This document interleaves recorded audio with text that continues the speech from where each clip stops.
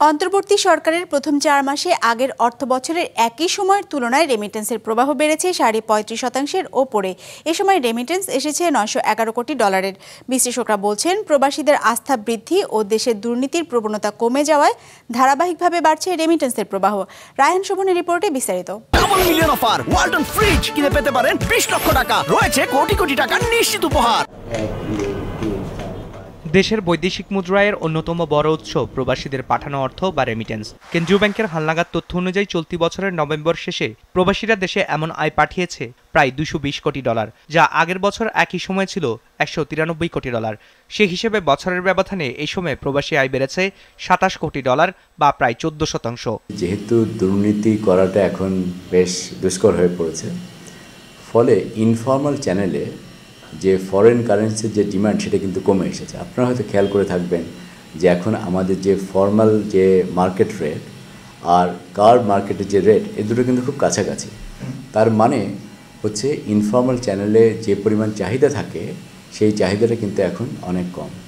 তো এর জন্য আমরা দেখতে পাচ্ছি যে ফর্মাল চ্যানেলে কিন্তু রেমিটেন্সের প্রভাব বেশি। ৫ই আগস্টের পরে নিঃসন্দেহে যারা বিদেশে আছেন তারা কিন্তু অনেকেই আগে হয়তো অবৈধ পথে টাকা পাঠাতেন, তারা কিন্তু এখন বৈধ পথে পাঠাচ্ছেন। অনেকটাই পরিবর্তনের একটা ধারায় তাদের মধ্যেও একটা দেশপ্রেমের একটা এসছে, কাজেই সেটার ক্ষেত্রে তারা এটা করছে। এটা একটা কারণ মনে হয় কাজ করছে। অন্তর্বর্তী সরকার ক্ষমতায় আসার পর থেকেই প্রতি মাসে ২ বিলিয়ন ডলারের উপরে আসছে প্রবাসী আয়। বাংলাদেশ ব্যাংকের তথ্য অনুযায়ী আগস্ট শেষে এসেছিল ২২২ কোটি ডলারের রেমিটেন্স। সেপ্টেম্বরে যা পৌঁছে যায় ২৪০ কোটি ডলারে, অক্টোবরে ২৩৯ আর সবশেষ নভেম্বরে এসেছে প্রায় ২২০ কোটি ডলার।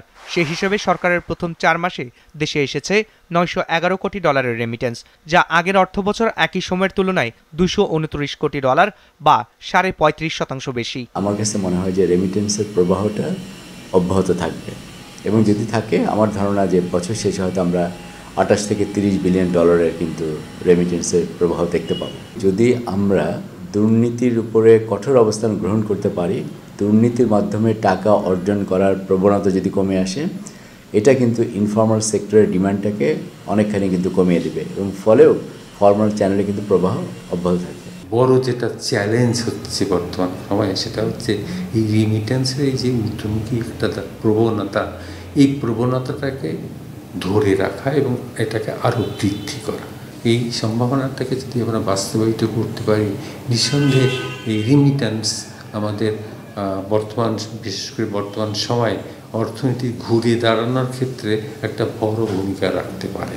হিসেব বলছে একক মাস হিসেবে চলতি বছরের নভেম্বরে সবচেয়ে বেশি রেমিটেন্স এসেছে বেসরকারি ব্যাংকের মাধ্যমে ১২২ কোটি ডলার, রাষ্ট্রায়ত্ত ব্যাংকের মাধ্যমে এসেছে ৮২ কোটি ডলার, ১৪ কোটি ডলার এসেছে বিশেষায়িত ব্যাংকের মাধ্যমে।